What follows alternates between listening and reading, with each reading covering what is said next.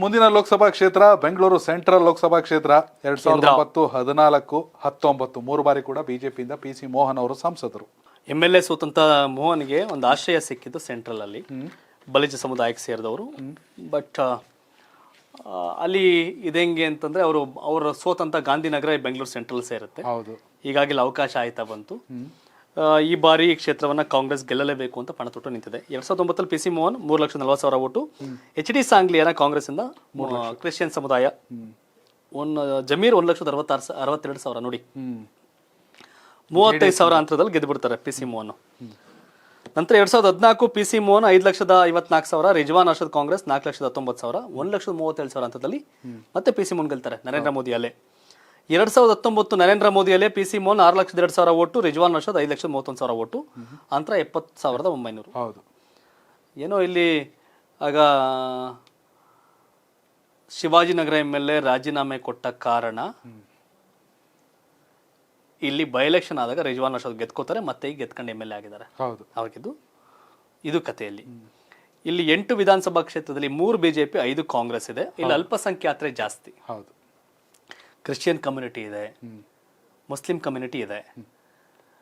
ಇಲ್ಲಿ ಏನಾರ ಟಿಕೆಟ್ನ ಒಂದು ಸ್ವಲ್ಪ ಟ್ವಿಸ್ಟ್ ಮಾಡಿ ಹಿಂದೂಗೆ ಹಿಂಗೆ ಕೊಟ್ರೆ PC ಮೋಹನ್ ಇದು PC ಮೋಹನ್ ಅನ್ನೋ ಕಾರಣಕ್ಕಲ್ಲ, ಹಿಂದೂ ವರ್ಸಸ್ ಅಂದ್ರೆ ಹಿಂದೂಗಳು ವರ್ಸಸ್ ಅದರ್ಸ್ ಅನ್ನೋ ರೀತಿ ವೋಟಿಂಗ್ ಇಲ್ಲಿ ಆ ವ್ಯತ್ಯಾಸ. ಈ 70,000 ಇದೆಯಲ್ಲ, ಈ ಫಸ್ಟ್ ಟೈಮ್ಗೆ ಗೆಲ್ತಿರ್ಲಿಲ್ಲ ಅವರು. ಜಮೀರ್ ನಿಲ್ದೆ ಹೋಗಿದ್ರೆ JDS ಅವರ ಹಿಂದೂ ಹಾಕಿದ್ರೆ ಒಡ್ಸ್ಕೊಂಡು ಹೋಗಿರೋಲ್ಲ, ಸೋತಿರೋ. ಈಗ್ಲೂ ಅಷ್ಟೇ ಇಲ್ಲಿ ಈ 70,000 ಇದೆಯಲ್ಲ, ಈಗ್ಲೂ ಇಲ್ಲಿ ಮುಸಲ್ಮಾನ ಕ್ರಿಶ್ಚಿಯನ್ ಬಿಟ್ಟು ಹಿಂದೂ ಕೊಟ್ಟರೆ ವರ್ಕೌಟ್ ಆಗತ್ತೆ ಅಂತಿದೆ. ಅದನ್ನ ನೆಕ್ಸ್ಟ್ ಹೇಳ್ತೀನಿ. ಬಟ್ ಆ 8 ಕ್ಷೇತ್ರ ತಗೋಬಿಡಿ.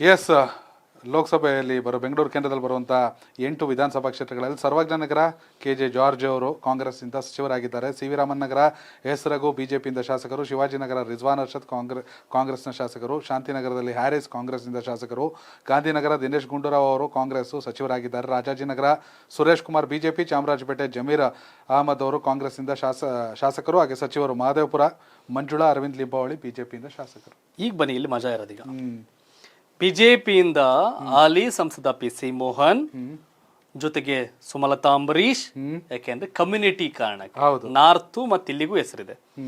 ಅಂಡ್ ಕಟ್ಟಾ ಸುಬ್ರಹ್ಮಣ್ಯ ನಾಡೋ ಮಗ ಕಟ್ಟಾ ಜಗದೀಶ್ ಹೆಬ್ಬಾಳ ಕ್ಯಾಂಡಿಡೇಟ್ ಆಗಿದ್ರು. ಅವ್ರ ತಂದೆ ಶಿವಾಜಿನಗರದಿಂದ MLA ಆಗ್ತಿದ್ರು. ಅವ್ರಿಗೆ ಮುಸಲ್ಮಾನರನ್ನು ಪಳಗಿಸಿ ಮತ ಪಡೆಯುವ ಕೆಪಾಸಿಟಿ ಕಟ್ಟಾ ಅಂಡ್ ಟೀಮ್ಗಿದೆ. And Bhaskar Rao Chamarajpet BJP candidate ಆಗಿದ್ರು, police commissioner, retired IPS. And Congress ಇಂದ ಸೌಮ್ಯ ರಾಮಲಿಂಗಾರೆಡ್ಡಿ. ಏನ್ ಶಿವು ಇದು ಬರೀ ಕ್ರಿಶ್ಚಿಯನ್ ಮುಸ್ಲಿಂ ಕೊಟ್ಟಿದ್ರು, ಏನ್ ಹೆಸರು ಹಿಂಗ್ ಹೇಳ್ತೀರಿ? ಹೌದು, ಸೌಮ್ಯ ರಾಮಲಿಂಗಾರೆಡ್ಡಿ, ಮೊಹಮ್ಮದ್ ನಲ್ಪಾಡ್ ಅಂಡ್ ಪ್ರಕಾಶ್ ರೈ ಅಲಿಯಾಸ್ ರಾಜ್, ಹಾಗೆ ಬಾರ್ತಲೋಮ್ ಅಂತ ಕ್ರಿಶ್ಚಿಯನ್ ಕಮ್ಯುನಿಟಿ. ಅವ್ರು ಬೊಮ್ಮನಳ್ಳಿಗೆ ಟ್ರೈ ಮಾಡ್ತಿದ್ರು ಟಿಕೆಟ್. 1983 NSU ಥ್ರೂ ರಾಜಕಾರಣಕ್ಕೆ ಬಂದವರು. MLCಗೂ ಮೊನ್ನೆ ಟ್ರೈ ಮಾಡ್ತಿದ್ರು. ಸೊ ಅವ್ರು ನಮಗೆ ಕ್ರಿಶ್ಚಿಯನ್ ಕಮ್ಯುನಿಟಿ ಕೊಡಿ, ನಮ್ಮ ಕಮ್ಯುನಿಟಿ ಕೊಡಕ್ ಸಾಧ್ಯ ಇರೋದು ಇದೊಂದೇ ಅಂತ. ಇಲ್ಲಿ ನೀಟಾಗಿ ಅಬ್ಸರ್ವ್ ಮಾಡಿ, ಹಾಲಿ ಸಂಸದ PC ಮೋಹನ್ಗೆ ಬಿಜೆಪಿಯ ಒಂದು ವರ್ಗ ವಿರೋಧ ಇದೆ. ಯಾರು? ಅರವಿಂದ್ ಲಿಂಬಾ. ಇವರು ವಿಜೇಂದ್ರ ಕ್ಯಾಂಡಿಡೇಟ್ ಅನ್ನೋ ಕಾರಣಕ್ಕೆ ಅರವಿಂದ್ ಲಿಂಬಾವಳಿ ರೆಬಲ್ ಆಗಿದ್ದಾರೆ. ಅಬ್ಸರ್ವ್ ಮಾಡ್ತಿದ್ದೀರಾ?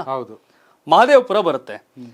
ಈ ಕಾಂಗ್ರೆಸ್ ಏನಾರ ಇಲ್ಲಿ ನಲ್ಪಾಡಾದ್ರೆ Muslim candidate, Rizwan Arshad Muslim, ಸಾಂಗ್ಲಿನ ಕ್ರಿಶ್ಚಿಯನ್, ಈ ಕಾರಣಕ್ಕೆ ವೋಟಿಂಗ್ ಇದಾಗ್ತಿರ್ಲಿಲ್ಲ. ಕಾಂಗ್ರೆಸ್ ಅವ್ರು ಹಿಂದೂ ಕೊಟ್ರೆ ಕ್ರಿಶ್ಚಿಯನ್ ಮುಸ್ಲಿಮ್ಸ್ ಹೋಗ್ಬಿಟ್ಟು ಬಿಜೆಪಿ ವೋಟ್ ಹಾಕಲ್ಲ, ಕಾಂಗ್ರೆಸ್ಗೆ ವೋಟ್ ಹಾಕ್ತಾರೆ. ಮಹದೇವಪುರ ಭಾಗದಲ್ಲಿ ರೆಡ್ಡಿ ಸಮುದಾಯ ದೊಡ್ಡ ಮಟ್ಟಕ್ಕಿದೆ. ಸೌಮ್ಯ ರಾಮಲಿಂಗಾರೆಡ್ಡಿ ಸೋತವ್ರೆ. ಅವ್ರಿಗಲ್ಲಿ ಸೆಂಟ್ರಲ್ ಟಿಕೆಟ್ ಕೊಟ್ರೆ ಹಿಂದೂಗಳು ಮಾಮೂಲಿ ಮಹದೇವಪುರದಲ್ಲಿ ಕ್ಯಾಚ್ ಮಾಡೇ ಮಾಡ್ತಾರೆ. ಇನ್ ಮುಸ್ಲಿಮ್ಸ್ ಕ್ರಿಶ್ಚಿಯನ್ಸ್ ವೋಟ್ ಹಾಕ್ತಾರೆ, ಗೆಲ್ಲಬಹುದು ಅನ್ನೋ ಲಾಜಿಕ್. ಬಟ್ ಮಹದೇವಪುರದಲ್ಲಿ ಈ ಸಾರಿ PC ಮೋಹನ್ಗಿಂತ ಇವ್ರನ್ನ ಕೈ ಹಿಡಿತಾರೆ. ಯಾರು? ಕಾಂಗ್ರೆಸ್ ಅಲ್ಲ, ಅರವಿಂದ್ ಲಿಂಬಾವಳಿ ಕೈ ಕೊಡ್ತಾರೆ ಇವ್ರಿಗೆ ಅಂತ. ಸೊ ಹಾಗಾಗಿ ಬಹುತೇಕ PC ಮೋಹನ್ಗೆ ಟಿಕೆಟ್ ಕೈ ತಪ್ಪಬಹುದು. ಸುಮಲತಾ ಅವ್ರಿಗೆ ನಾರ್ತ್ ಪ್ಲೇಸ್ ಮಾಡಕ್ ಹೋದ್ರೆ ಒಕ್ಲಿರೋದು ಒಂದ್ ಸ್ವಲ್ಪ ಪ್ರಶ್ನೆಗಳು, ಏನ್ ಸಮಸ್ಯೆ ಇಲ್ಲ. ಆದ್ರೂ ಹಂಗೂ ಎರಡನೇ ಆಪ್ಷನ್ ಅಂದ್ರೆ PC ಮೋಹನ್ ರಿಪ್ಲೇಸ್ ಮಾಡಕ್ ಬೇಕಲ್ಲ ಅಲ್ಲಿ. ಹಾಗಾಗಿ ಸುಮಲತಾ ಅವರು PC ಮೋಹನ್ ಅಥವಾ ಕಟ್ಟಾ ಜಗದೀಶು, ಭಾಸ್ಕರ್ ಹಿಂಗಿದೆ. ಭಾಸ್ಕರ್ ರಾವ್ಗಿಂತ ಬ್ರಾಹ್ಮಣರುಗಳು ಕೊಡೋ ಕಾರಣ ಈಗಾಗಲೇ ತೇಜಸ್ವಿ ಸೂರ್ಯಾಗಿ ಇಲ್ಲಿ ಇವ್ರಿಗೆ ಸಾಧ್ಯತೆ ಇಲ್ಲ. ಇನ್ನು ಸುಮಲತಾ ಅಂಬರೀಶ್, PC ಮೋಹನ್ ಅಥವಾ ಕಟ್ಟಾ ಜಗದೀಶ್, ಈ ಮೂರಲ್ಲಿ ಏನೋ ಒಂದು ಕತೆ ಆಗ್ಬೋದು. ಸುಮಲತಾ ಅವರು ಒಪ್ಪಿದ್ರೆ ಬಟ್ PC ಮೋಹನ್ಗೆ ಆಲ್ಟರ್ನೇಟಿವ್ ಸರ್ಚ್ ನಡೀತಿದೆ. ಯಾವ ಕಾರಣಕ್ಕೆ ಅಂದ್ರೆ, ಏನಾರ ಹಿಂದೂ ಕ್ಯಾಂಡಿಡೇಟ್ ನ ಕಾಂಗ್ರೆಸ್ ಅವ್ರು ಹಾಕಿದ್ರು ಅಂದ್ರೆ ಈ Bangalore north, Bangalore south, Bangalore central ಮೂರರಲ್ಲಿ ಕಾಂಗ್ರೆಸ್ ಗೆಲ್ಲಲೇಬಹುದಾದ ಮೊದಲ ಕ್ಷೇತ್ರ ಪ್ರಯತ್ನ ಪಟ್ರೆ ಅಂದ್ರೆ ಸೆಂಟ್ರಲ್ಲೇ. ಈಗ ನೋಡಿ, ಅದು ಪೂರಕ ಅಂತ 2023 ಮೊನ್ನೆ MLA ಎಲೆಕ್ಷನ್ ಅಲ್ಲಿ 6,17,000 ಓಟು ಕಾಂಗ್ರೆಸ್ ಪಾರ್ಟಿಗಾಗಿದೆ, 5,45,000 ಬಿಜೆಪಿಗಾಗಿದೆ. ಅಂದ್ರೆ 55, 65, 72,000 ಬಿಜೆಪಿಗಿಂತ ಜಾಸ್ತಿ ಲೀಡು ಕಾಂಗ್ರೆಸ್ಗಾಗಿದೆ. JDS 40,000 ಓಟ್ ಬಿದ್ದಿದೆ. ಸೊ ಈ ಕ್ಷೇತ್ರವನ್ನ ನೋಡಿ, ನಾರ್ತ್ ಅಲ್ಲಿ ಹೆವಿ ಲೀಡ್ ಬಿಜೆಪಿಗೆ MLA ಬಂದಾಗ, ಸೌತ್ ಅಲ್ಲೂ ಹಂಗೆ ಕತೆ. ಸೆಂಟ್ರಲ್ ಅಲ್ಲಿ ಕಾಂಗ್ರೆಸ್ ಲೀಡ್ ಇದೆ. ಭರವಸೆ ಅಂದ್ರೆ ಇದು ಕಾಂಗ್ರೆಸ್ನ ಗೆಲ್ಲಬಹುದಾದ ಕ್ಷೇತ್ರ. ಹಾಗಾಗಿ PC ಮೋಹನ್ನೇ ಆದ್ರೆ ಸೋಲ್ತಾರೆ ಅನ್ನೋ ಕಾರಣಕ್ಕೆ ಒಂದಷ್ಟು ಚರ್ಚೆಗಳು ಬೇರೆ ಬೇರೆ ನಡೀತಾ ಇದೆ. ಇಂದು ಅದೇ ಸೌಮ್ಯ ರಾಮಲಿಂಗ ರೆಡ್ಡಿ ಕೊಟ್ರೆ, ಈಗ ಭಾರತಲ್ಲ ನಮ್ಮ ಕ್ರಿಶ್ಚಿಯನ್ ಕಮ್ಯುನಿಟಿಗೆ ಒಂದು ಕೊಡಿ ಅನ್ನೋದು ಇವ್ರ ಡಿಮ್ಯಾಂಡು. ಮೊಹಮ್ಮದ್ ನಲ್ಪಾಡ್ ನಾವು DKC ಶಿಷ್ಯ ಅನ್ನೋ ಕಾರಣಕ್ಕೆ ಅವರು ಒಂದು ಇದು ಡಿಮ್ಯಾಂಡು. ಸೌಮ್ಯ ರಾಮಲಿಂಗ ರೆಡ್ಡಿ ಹಾಕಿದ್ರೆ ಖಂಡಿತ ಕಾಂಗ್ರೆಸ್ ಗೆಲ್ಲುತ್ತೆ ಅನ್ನೋ ಲೆಕ್ಕಾಚಾರಗಳಲ್ಲಿ ಇಂಟರ್ನಲ್ ಲೆಕ್ಕಾಚಾರಗಳು ನಡೀತಾ ಇದೆ. ಇದು Bangalore central. But BJP candidate PC Mohan ಈ ಏನಾಗಬಹುದು ಅದಕ್ಕೆಂದ್ರೆ PC ಮೋಹನ್ಗೆ ಕೊಟ್ಟರೆ ಅವ್ರನ್ನ ಸೋಲ್ಸಕ್ಕೆ ಏನ್ ಬೇಕು ಬಿಜೆಪಿ ನಡೆಯುತ್ತೆ. ಆಗ್ಲೇ ಹೇಳಲೆ, ಅರವಿಂದ್ ಲಿಂಬಾವಳಿ ಯಡಿಯೂರಪ್ಪ ಟೀಮ್ ವಿರುದ್ಧ ಎಗನೆಸ್ಟ್ ಆಗಿದ್ದಾರೆ, ರೆಬಲ್ ಆಗಿದ್ದಾರೆ. ಅವರೇ ಹೇಳ್ತಾರೆ ನೀವು ಹಾಕೋಣ ಹಿಂಗ್ ನಾವು ಮಾಡ್ತೀವಿ ಅಂತ ಏನೋ ಕತೆಗಳ. ಅಂದ್ರೆ ಲೈಕ್ ಪಾರ್ಟಿ ವಿರುದ್ಧ ಅನ್ನೋದಕ್ಕಿಂತ ಸ್ಟ್ರಾಟಜಿ ಮಾಡಿದ್ರೆ ಕಾಂಗ್ರೆಸ್ ವರ್ಕೌಟ್ ಆಗುತ್ತೆ. ಅರವಿಂದ್ ಲಿಂಬಾವಳಿ ABVP ಮೂಲಕ ರಾಜಕಾರಣಕ್ಕೆ ಬಂದು ರಾಜಕಾರಣ ಮಾಡ್ತಿರೋದವರು. ಅವರು ಯಾವುದೋ ಬೇರೆ ಬೇರೆ ಕಾರಣಕ್ಕೆ ಟಿಕೆಟ್ ತಪ್ಪ ಅವ್ರ ವೈಫ್ ಕೊಟ್ಟಿದ್ರಲ್ಲಿ, ಅಲ್ವಾ?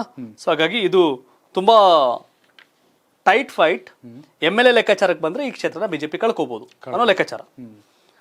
ನಿಮ್ ಪ್ರಕಾರ ಬ್ಯಾಂಗ್ಳೂರ್ ಕೇಂದ್ರ ಲೋಕಸಭಾ ಕ್ಷೇತ್ರ ಬಿಜೆಪಿಯಿಂದ ಯಾರು ಅಭ್ಯರ್ಥಿ ಆದ್ರೆ ಕತೆ ಏನು, ಕಾಂಗ್ರೆಸ್ ಇಂದ ಆದ್ರೆ ಏನು, ಯಾರು ಗೆಲ್ತಾರೆ ಕಾಮೆಂಟ್ ಮಾಡಿ.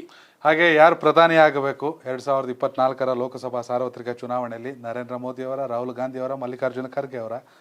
ನಿಮ್ಮ ಅಭಿಪ್ರಾಯನ ಕಾಮೆಂಟ್ ಅನ್ನು ಮಾಡಿ.